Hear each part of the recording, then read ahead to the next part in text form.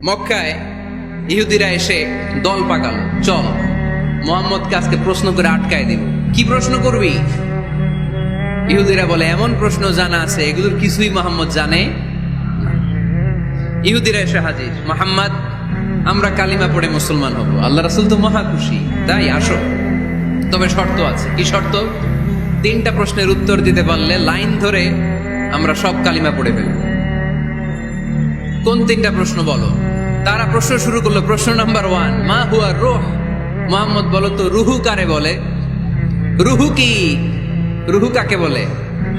এই যে রুহু, এটা দেহের মধ্যে ঢুকলে মানুষ নড়ে চড়ে, অ্যানিমেশন, জীবন্ত প্রাণবন্ত, আছে না নাই? এটা যখন চলে যায় আর লড়ে আর নড়ে চড়ে। 2 কান্দে ছিল যে তোমারে 2 জনা পাহারা, তোমারে একলা থুইয়া পালাইছে তাহারা। তোমার 8 কুঠুরি 9 দরজা বন্ধ এবার হলো রে, হলো মুখে আল্লাহ রসুল সবে বলো।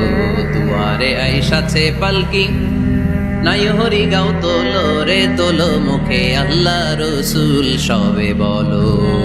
ও মুখে আল্লাহ রসুল সবে বলো। ঠিক কি না? আমাদেরকে একলা ফেলে যখন রুহু চলে যায়, দেখে কোনো নাড়াচাড়া নাই। ইহুদিরা বলল প্রথম প্রশ্ন রুহু কারে বলে বলো। 2 নাম্বার প্রশ্ন মানহুম আসহাবুল কাহাফ। আসহাবে কাহাফ সম্পর্কে কি জানো?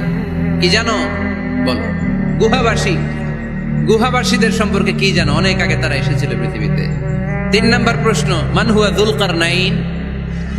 যুলকারনাইন সম্পর্কে কি জানো বলো। প্রশ্ন কয়টা? প্রথম প্রশ্ন কি সম্পর্কে? রূহ। দ্বিতীয় প্রশ্ন আসহাবে কাহাফ। তৃতীয় প্রশ্ন যুলকারনাইন।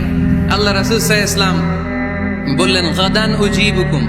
তাফসীর ইবনে কাসিরে এসেছে, তিনি উত্তর দিলেন গাদান উজিবুকুম, আই উইল আনসার টুমরো। আগামীকাল উত্তর দিব। কারণ জানেন না তো কি করে বলবেন, আর না জানলে উনি বানায় কিছু বলেন। কারণ কোরআন তো পরিচয় দিয়েই দিল, তিনি মন গড়া কখনো কিছু বলেন। আগামীকাল উত্তর দিব। ওরা আগামীকাল উত্তরের জন্য হাজির, কিন্তু ওহী আসে নাই, উনি বলতেও পারে না। বিশ্বনবী আবার বললেন গদান উজিবুকুম, আগামীকাল দেব। তারপরের দিন ইহুদিরা এসে হাজির, বিশ্বনবী উত্তর করতে পারেন না।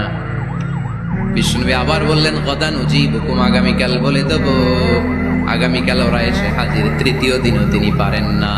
এসে হাসাহাসি শুরু করছে, এই মক্কার লোকেরা দেখো, এই লোকটা এতদিন তোমাদেরকে ভুল বুঝাইছে।